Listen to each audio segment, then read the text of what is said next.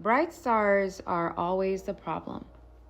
The number one mental battle that all bright stars will face is psychological warfare. Bright stars go through a lot of mental attacks, and the reasons why bright stars go through the most psychological warfare is because nobody listens to the bright star's concern, because the bright star is always the problem. That's human nature. When somebody is considered the prototype, bright stars are prototype humans. If you want to learn more about bright stars, watch my Bright Stars series, but bright stars are prototype humans. They're here for mass change, right? Their calling is for mass change. They have supernatural talent, supernatural abilities, supernatural intuition and discernment, supernatural seer abilities, supernatural influential abilities. Bright stars are exactly what they're called. In the spirit realm, they shine the brightest. That's why when they were trying to find baby Jesus, they were following the star in the sky. That's how bright it was. Bright stars are very bright in spirit.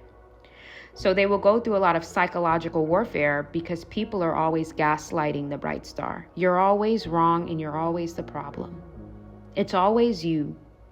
Somebody will come into a situation where you're trying to explain something to them and automatically start taking the other person's side that they don't even know, because they just don't want you to be right. And they always want you to be in the wrong. We're going to talk about this in the Life Monopoly Masterclass. If you guys have not signed up for Life Monopoly, please don't forget to do that. Registration closes on Sunday, so please sign up. Life Monopoly, we're going to talk a lot about human nature in the Life Monopoly Masterclass, and we're going to talk about how life is a game. And if you're a bright star, you have to understand the game. And the game, one of the games in Life Monopoly, which we'll also talk about in the class, is your safety.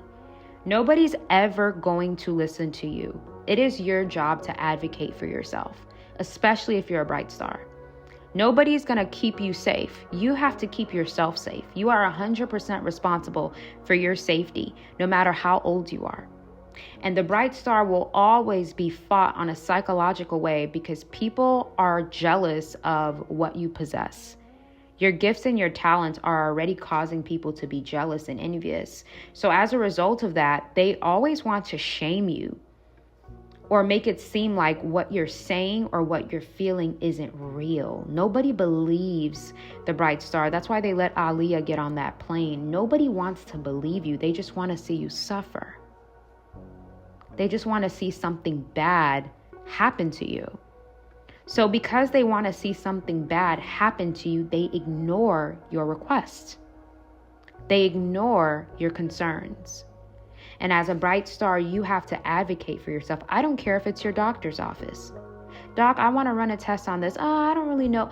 Doc, I respect you. I respect what you went to school for. I respect your domain. But I'm telling you, as a patient, I have insurance. I want to cross my T's and dot my I's. It's my job to advocate for myself. And when you're a bright star, it's like this weird energy of people just don't believe you. People always are calling you crazy. You're crazy, you're crazy. People never believe your concerns. Bright stars who were children had that problem. A lot of you guys could remember when you were 5 or 6 and you kept tugging at your mom's dress, telling her that your uncle made you uncomfortable or that your aunt made you uncomfortable, and they never believed you. That is one of the biggest warfares that bright stars will face, is nobody believes you. And because of that, it's your job to advocate for yourself. We'll talk about this in the Life Monopoly Masterclass. It's one of the tiers in Life Monopoly is self-advocation. You must advocate for yourself at all times. Even if people call you problematic, even if people say you're always starting something, whatever, it doesn't matter, because are you safe?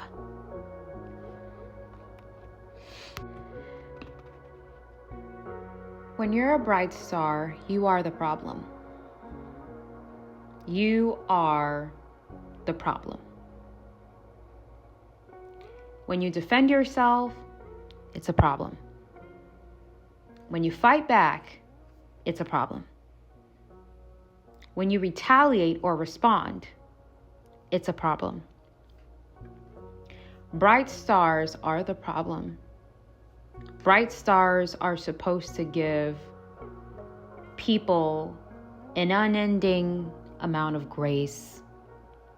Bright stars are supposed to give people constant passes. You are supposed to be the most understanding. You are supposed to forgive and forgive and forgive and forgive and forgive and reconcile and reconcile and reconcile and reconcile, no matter how bad it gets. No matter how many times the person afflicts you, you are supposed to be understanding and you are supposed to give them a chance, regardless of how bad it gets. Because bright stars are the problem, meaning bright stars are not allowed to vocalize when they are being ostracized. Bright stars are not allowed to defend themselves or speak out when they're being treated poorly. Because you're a bright star and you have all these gifts and you have all these talents and you shine bright, people feel like you deserve it. Every bad thing that happens to you, you deserve it, and you're not allowed to respond. Growing up, I used to see this in my family with my mom. She was always supposed to give people grace after grace after grace, understanding after understanding when they would do the most gruesome things. And then the new generation tried to do that with me. And I told them, you got one time to cross me incorrectly and you will be gone. I don't believe in giving people unlimited amount of chances to disrespect me or to do things to me that I would never do to them. I don't give people that type of grace.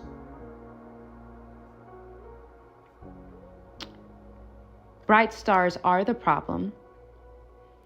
And the requests that you bring, whether it's because your safety, you don't feel safe, or something happened, or you have a concern, it always gets pushed under the rug.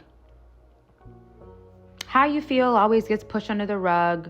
Your concerns get pushed under the rug. And people only really acknowledge your concern after it's too late. After the damage has already been done. And then they act like, oh my God, I should have listened to you. But deep down inside, they know you were always right.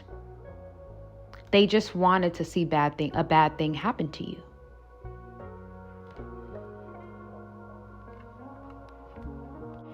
Have you ever complained about something or you brought up a concern? And when you brought up the concern, it was brushed under the rug, right? When you brought up a concern about your safety or something that was going on around you that was making you uncomfortable or threatening your safety, your mentality, your mental health, your way of being, right? And it got brushed under the rug. But when somebody else brings up the same concern, people actually do something about what's brought up, right? People actually take the initiative to get to the bottom of the situation and fix it. When you're a bright star, you are the problem. You are the problem. People will label you as a troublemaker, a drama starter, a problem starter, because of you simply bringing up a concern or by you simply bringing up your safety. And the reason why this happens is because bright stars attract a lot of jealousy. I already said this in the Bright Star series. People secretly desire to see bad things happen to the bright star. They want to see the bright star get humiliated on a mass scale. They want to see the bright star be tore down. They want to see the bright star be embarrassed. Okay, so when you bring up a concern or a safety, you don't feel safe or something like that, you're problematic, right? Because secretly, people desire to see bad things happen to the bright star. They want the bright star to have an unending level of grace. Have you ever noticed that people want you to get over all the horrible things that have been done to you, but once you retaliate or you fight back, you're now the mean girl? That's why I always say that I don't mind being labeled the mean girl, because anybody that I retaliate against, they came at me first. And I'm not going to allow you to make me the villain or say that I'm the problem starter when I was just reacting. And that is what bright stars will go through, is the desire for people to have an unending amount of grace. People want you to have grace as deep as the Atlantic Ocean. Whatever is done to you, people desire for you to swallow and deal with it. People don't desire for you to fight back or respond or defend yourself. None of that. You're supposed to take the beating. Okay? So bright stars are the problem. Okay? You are always going to be viewed as a problem. That's why I'll share a brief story about a humiliation ritual that happened to me at a church. I never got into detail about this story. I did once, but I took the video down because I'm going to share that in my other channel, Children of the Light, because I want to use that story as a series of, spiritual abuse in the church, and how, it's everybody's getting exposed, right? Because we're not going to keep quiet about spiritual abuse in religious settings, right? And my mission here and my calling, part of my calling on this earth, is to expose things that are going on that are not right.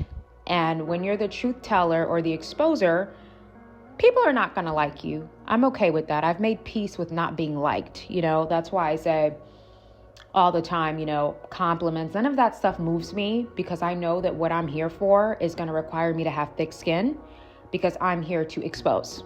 Okay. So I had a humiliation ritual that was done on me.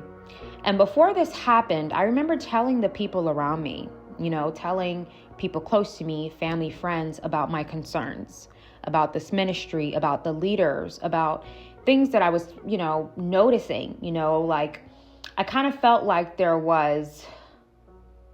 was targeted. I was being followed by many of the members, the right-hand members of the leader. Virtually, people would come up to me and slip up and say things in conversation that I never spoke to them about, which tells me that they were doing their research, right? They were doing their Googling. They were trying to find out info, right? So I would bring up these concerns, and of course, what was I labeled as? Oh, you have a problem with everybody. You're always getting into it with somebody. You're always thinking that somebody has a problem with you, blah, blah, blah, right? Nobody was on my side. Everybody thought I was crazy. I started getting called Jezebel because I was seeing the dysfunctional behaviors happening. And then when the humiliation ritual was pulled on me, all the people that I told my concerns to had their mouth was on the floor, right? Because they were shocked. But again, when you're a bright star, people don't care about your concerns. They want to see you get humiliated. That's why at my age, I don't give requests. It's a requirement. If I feel like somebody is threatening my safety, I'm not going to ask you what you think about it. I'm going to tell you to remove them, or I will. Because when you're a bright star, you can't really request for people to see or understand your concern, because they're never going to. They are going to gaslight you out of your concern. So there's no point of asking them. When you're a bright star, you can no longer make requests. It's no longer requests that you make, it's requirements. And it's either people fall in line with your requirement for safety, or you either move out the way or you get them out of the way. We don't request anymore, right? Because bright stars get gaslighted. Okay, they get gaslighted in life because people want you to believe that you're the problem, because people simply feel like because of your talent, because of your gift, because of your beauty, because of your good looks, because of your anointing, because of your ability to bounce back, because of your calling, because they secretly envy those things, they feel like whatever comes your way, you deserve it. They feel like you need to be lowered or punished in some way for having all of the wonderful gifts that you have. That's how it works. So bright stars can't make requests. You have to make requirements. So if I feel a funny feeling about somebody, I don't ask someone, hey, what do you think about this feeling that I'm feeling? I don't ask them because they're most likely going to gaslight me. I tell them, this is how I feel about this person. I'm uncomfortable when they're around. I don't want them around anymore. Let me know if that is possible. If not, then I'll take myself out of the equation. I never come in with requests. I've learned that at this age because they're going to act like they don't see what's going on so that things can get too far.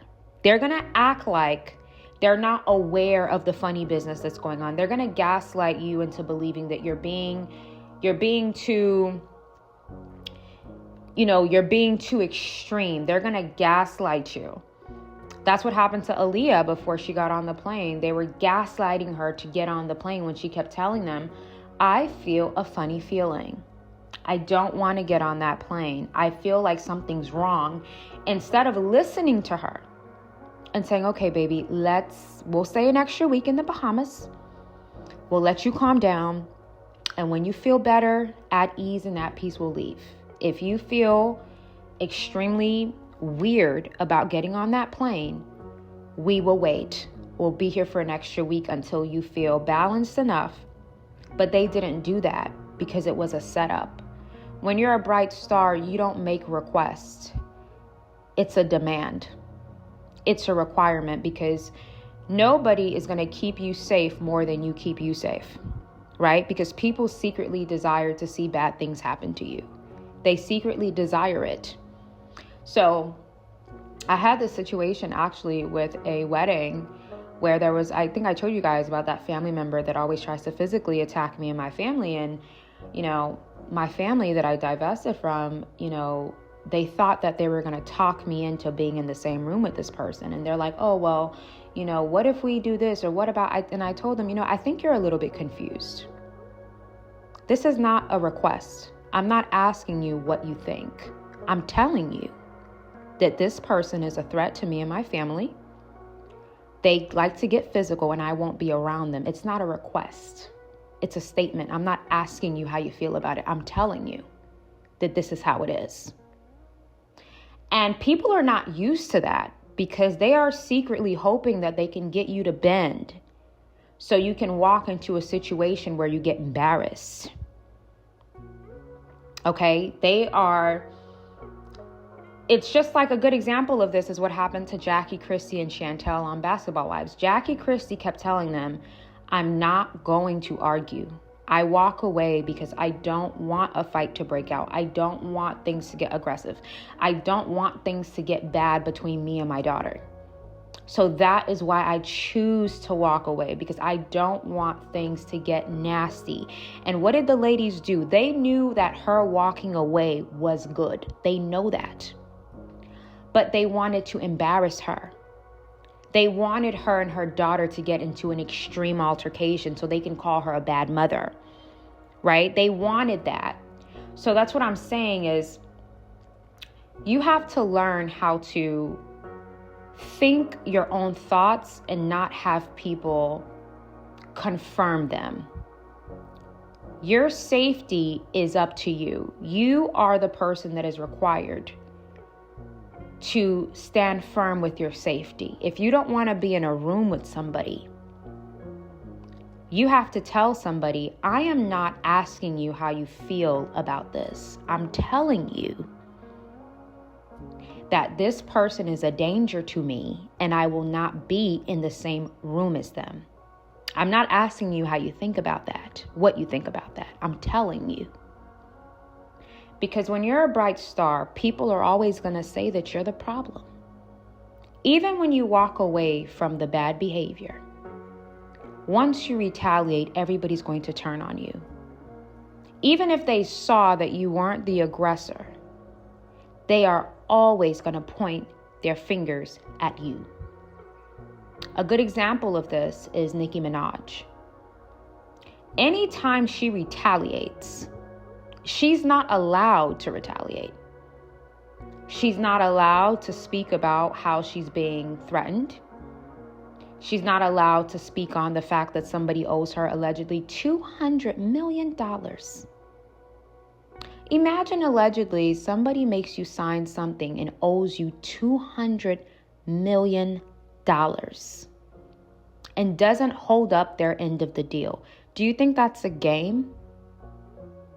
You think that's funny? You think that's lightly? You would be just as angry. But again, when you're a bright star, you're not allowed. You're always the problem. In the family, hey, you tell an elder, hey, this person touched me. No, he didn't. No, I'm telling you, he touched me. You're a liar. No, he touched me. But everybody calls the child a liar. And the kid lost their innocence to an adult man that still will get to come around the barbecue, will still get to come to the pool parties, will still be kept around in the family because they're a bright star. They're always wrong. They're always dramatic. Everything that they say is wrong. Everything that they do is a problem.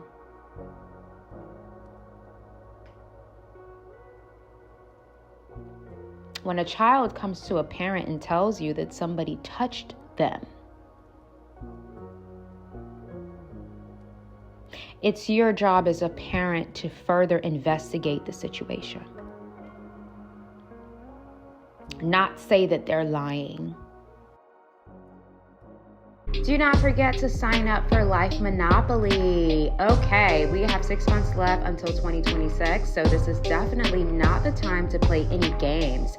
Life Monopoly is probably one of the favorite courses I've created because in this course, we are going to discuss every single part of your life that needs your focus. Life is like a pie. There's the financial aspect, there's your romantic relationships, there's your friendships, there's your spirituality, there's your self-introspection. And the problem is, since we were in school and college, we were never taught the pie method when it comes to life and how we need to focus on each and every part of our life evenly. We got 6 months left, so this is not the time to waste. Get your life together with the Life Monopoly Masterclass. Finance Boss. Are you feeling like you cannot keep up with your finances? Your savings account is really dry. It's looking really dry. You don't know where your money is going, and you simply can't keep up.